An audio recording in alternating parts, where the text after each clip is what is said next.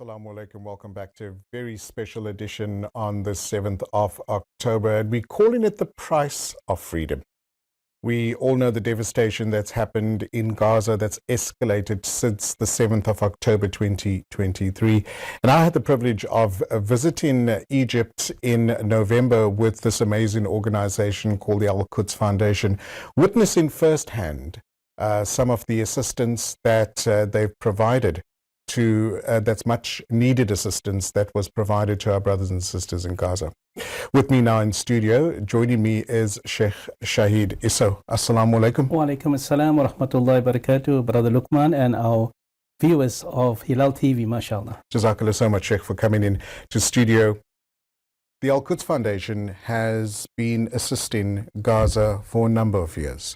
Alhamdulillah. And, with the help and assistance of various donors, gracious donors, sponsors, the assistance has been going to the right hands. But unfortunately, during that time in October, there was a block that assistance couldn't go in because of the increased attacks. And then it Alhamdulillah, opened in November again as well. But to give our viewers a bit of an idea of the type of assistance, because we take this for granted every day. We take this liberty for granted that we can go to the shop, we can make food, we have access to food and water.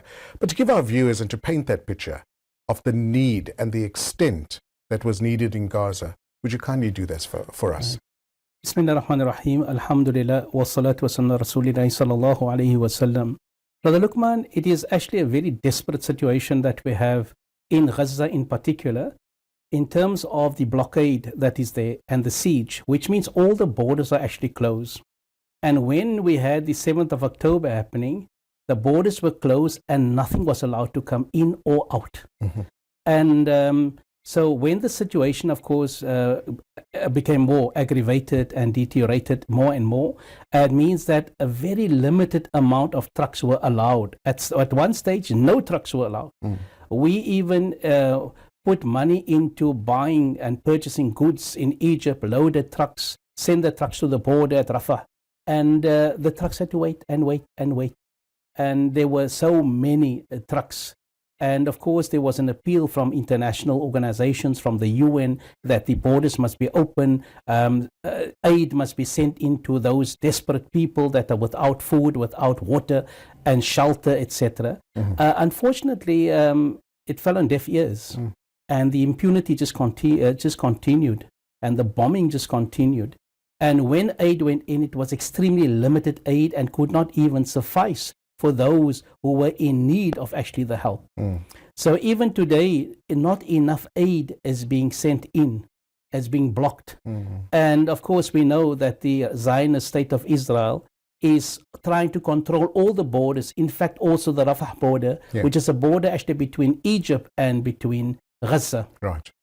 But they also control that border. In fact, they bombed part of that border. Correct. And forced it to be closed. Correct. So those were problems that caused logistical problems for goods to be sent in.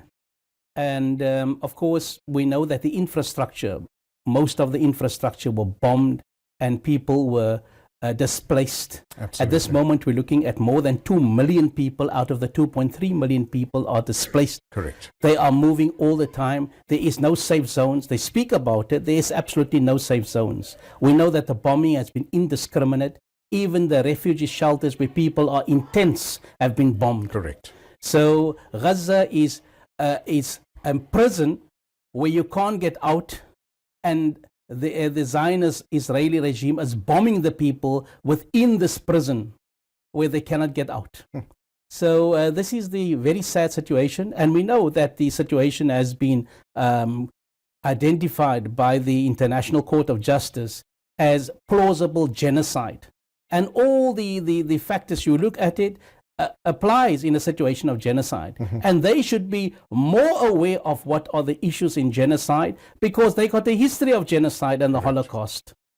yet they do the same unto others. And I think this is where most of us in the world seems to be more shocked and astounded that a culture, society that, that went through all of this is now doing the very same thing as well.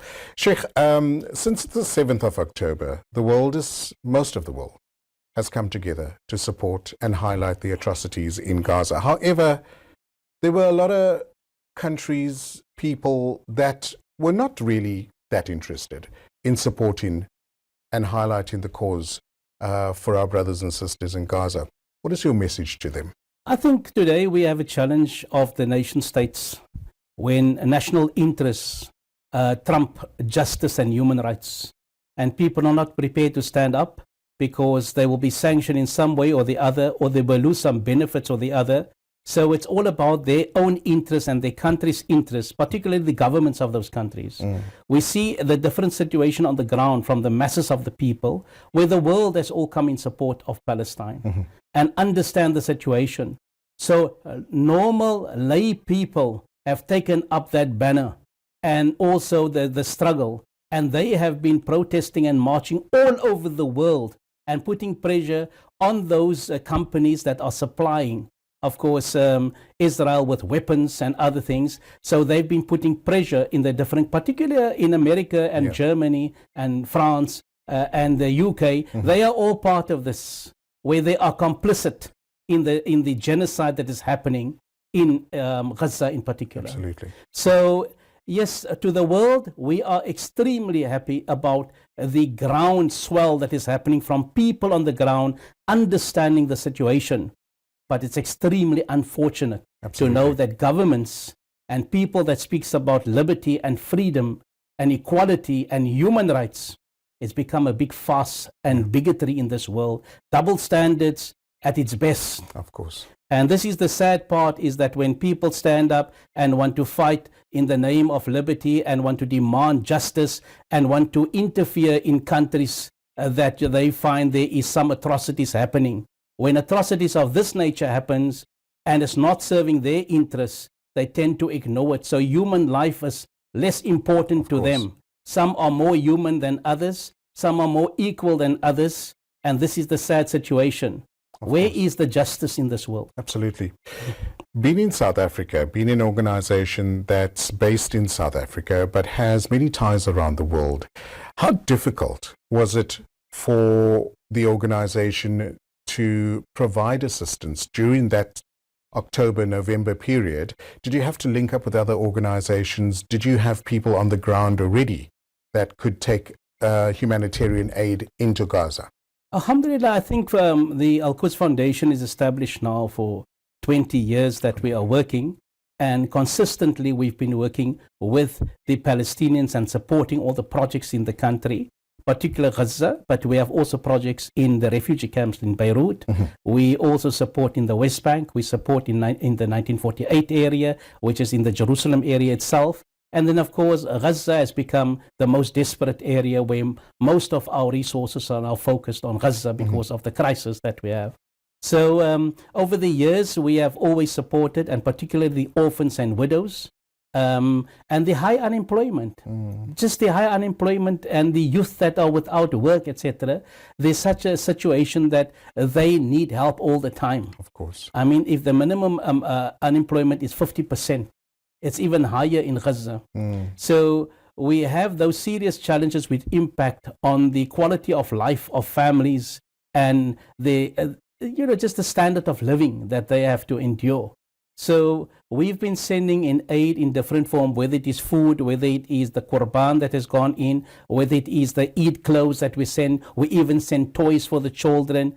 And of course, we have the issue in Beirut with the refugees, where we support a masjid and the Hafid school that is running there. We have also programs of funding students in particular from Palestine to specialize in different fields of study so that they can return to their country and be part of the reconstruction and serving their country and their people. Because we've seen now what the Zionist Israeli regime is doing, where are they destroying, scholasticide is happening, where professors and educators and doctors are all being killed, and they're being targeted. So we find that very key people and highly professional people have been targeted and killed in the process. We need to work now on educating a new generation and helping to support building that country and providing the necessary expertise. So I think this is part of our contribution. We are limited in what we can do, but there are many other organizations like Miles for Smiles. There's, of course, Islamic Relief that's doing work. There's the Gift of the Givers. There's Al-Imdad is also there. There's also Africa Muslim Agency and many others that are working in the area. So everybody's trying their best to contribute and help in the situation. So our situation, we are focused on raising money and to support the Palestinian projects that is there to help the community and to alleviate their trauma and their suffering and whatever they need. So whatever we can help with, we go out of a way to have pledge lines, fundraising, etc., raise the money, and then physically send it to others or coordinate with another, particularly Miles for Smiles, or we take the money because there's no banks that are operating. Correct. So physically you have to travel, do forex exchange, go over, buy things, and then load the trucks and send it to the borders. Fortunately, you were there to even witness what happened. I was on the ground with the team, and we had to drive hours to get to warehouses and ensure that the much-needed aid was then sent via various methods to Gaza as well. Sheikh, it's been an absolute pleasure having you in studio. Jazakallah so much for taking the time. Jazakallah for always been there for our community, for being there for our brothers and sisters in Gaza, and may your efforts continue for many, many years, inshallah. Ameen, inshallah. I just would like to end off and say that we have taken up the baton of having the Mahrajan al-Aqsa, which is the huge festival. It's the rally where we get all international speakers. That will happen on the 19th of October, inshallah. It will be here in Cape Town at the Castle of Good Hope. And we hope to bring about this international awareness into our city. Sure. It is a public event, and of course we encourage all our communities, our NGOs, our activists, the academia, the professionals, and everybody to come participate and share that day with us. Inshallah. There will be a special conference. People will see the media posters, they can join us, and if they need to participate, they need to inform us timeously, but it will be open to only 200 delegates that will attend the conference, inshallah. Inshallah. Jazakallah so much, Sheikh. All the very best. Assalamu alaikum. Wa alaikum assalam wa rahmatullahi wa barakatuh. That's Sheikh Shahid Esau from the Quds Foundation on our very special programming for the 17th of October. I'm your host, Luqman Shadrack.